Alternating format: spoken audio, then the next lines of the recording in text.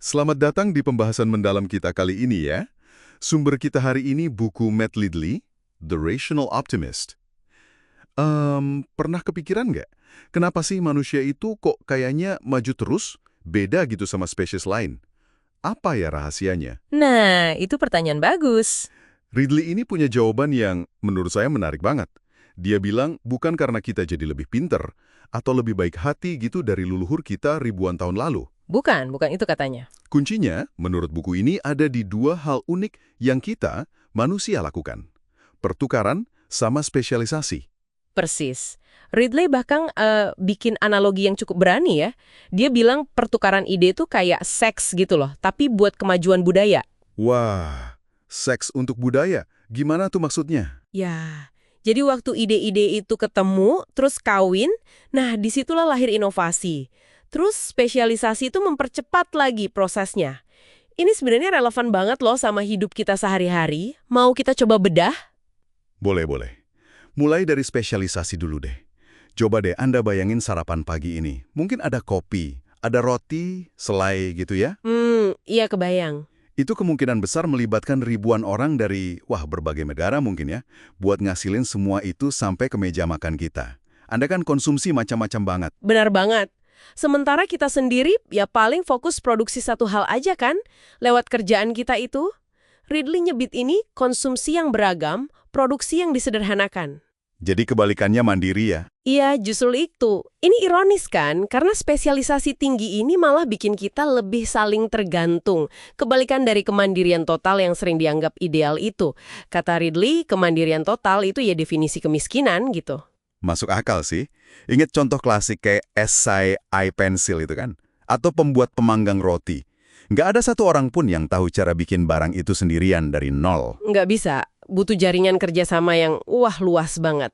Dan pertukaran dalam jaringan inilah yang memicu ledakan kemajuan teknologi. Ada contoh yang menurut saya ngena banget soal biaya penerangan. Oh, yang lampu itu ya? Iya, di tahun 1800-an kalau mau dapat cahaya setara 1 jam dari lilin, Anda itu perlu kerja kira-kira 6 jam. Hah? 6 jam kerja cuma buat 1 jam cahaya lilin? Wow. Iya, bayangin aja. Nah, sekarang dengan listrik, cahaya yang sama persis itu bisa Anda dapatkan cuma dengan kerja ya sekitar setengah detik aja. Setengah detik? Gila jauh banget ya. Itu kan peningkatan efisiensi waktu Anda lebih dari 43.000 kali lipat. Ini bukan sekedar maju biasa, ini udah transformasi cara kita beli waktu. Angka-angka besarnya emang bikin melongo sih. Sejak 1800, populasi dunia naik 6 kali lipat. Tapi, harapan hidup rata-rata malah lebih dari 2 kali lipat. Terus pendapatan real per kapita naik lebih dari 9 kali lipat. Gede banget naiknya. Bahkan kalau kita bandingin 50 tahun aja, antara 1955 sama 2005, rata-rata manusia itu jadi 3 kali lebih kaya, makannya sepertiga kalori lebih banyak, hidupnya juga sepertiga lebih lama. Data soal kemiskinan ekstrim juga, luar biasa sih. Kalau kita pakai patokan lama PBB yang sekitar $1 per hari itu ya, nilai 1985, persentasinya turun drastis banget. Turun berapa banyak tuh? Lebih dari separuh sejak 1950-an, jadi di bawah 18% pas awal abad 21. PBB aja sampai bilang, kemiskinan itu berkurang lebih cepat dalam 50 tahun terakhir dibanding 500 tahun sebelumnya loh. Wah, ini kan ngebantah banyak prediksi pesimis zaman dulu ya? Banget, termasuk ketakutan klasik Malthus itu kan, Iya. soal populasi bahkan ngelebihin pasokan makanan. Iya, itu kan terkenal banget. Ternyata, inovasi pertanian kayak pupuk sintetis dari proses Haber-Bosch atau gandum kerdilnya Norman Borlaug di Revolusi Hijau itu ngubah semua perhitungan. Hasil panen jadi meroket gitu ya? Tepalah nyelamatin alam, karena kita jadi nggak perlu buka lahan baru gede-gedean gitu. Oh, jadi lebih efisien penggunaan lahannya. Angka kelahiran turun secara sukarela. Itu yang disebut transisi demografis ya? Nah, itu dia, pergeseran dari angka kelahiran dan kematian tinggi ke angka yang sama-sama rendah, seiring naiknya kemakmuran. Jadi nggak perlu tuh kontrol populasi paksa kayak yang dulu sempat dikhawatirin atau bahkan diterapin di beberapa negara. Menurut data yang disajiin Ridley sih nggak perlu. Fenomena ini terjadi alami, secara global malah.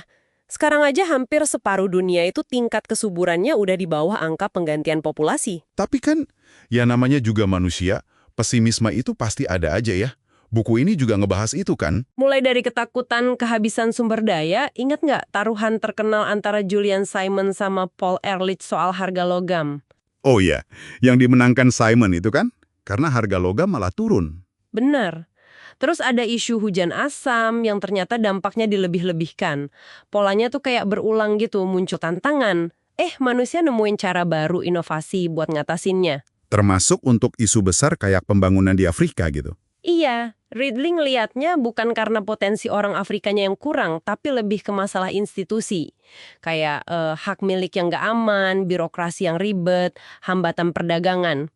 Tapi munculnya solusi bottom up, dari bawah. Kayak ponsel atau microfinance, itu ngasih harapan. Oke. Nah, kalau perubahan iklim gimana? Ini kan isu super besar sekarang. Buku ini tetap ngelihatnya dari kacamata optimisme rasional itu. Argumennya ya selain mitigasi atau ngurangin karbon, kunci utamanya itu ada di adaptasi sama inovasi teknologi.